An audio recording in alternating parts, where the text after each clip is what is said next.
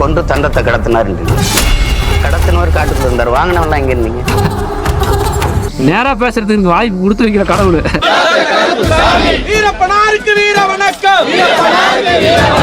எல்லை காத்த எங்கள் சாமி, எல்லை காத்த எங்கள் சாமி, எல்லை காத்த எங்கள் சாமி, எல்லை காத்த எங்கள் சாமி. வீரப்பனாருக்கு வீர வணக்கம்.